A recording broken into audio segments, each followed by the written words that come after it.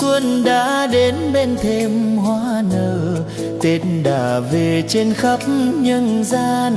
Con xin chúc ông bà cha mẹ sống trăm năm sức khỏe dồi dào.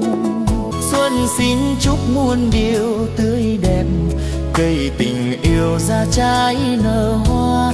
Con xin chúc cô dì chú dượng lời yêu thương luôn ngọt ngào trao. Xuân vang tiếng chim muôn réo gọi, bướm lượn lờ hoa nở ngát thương.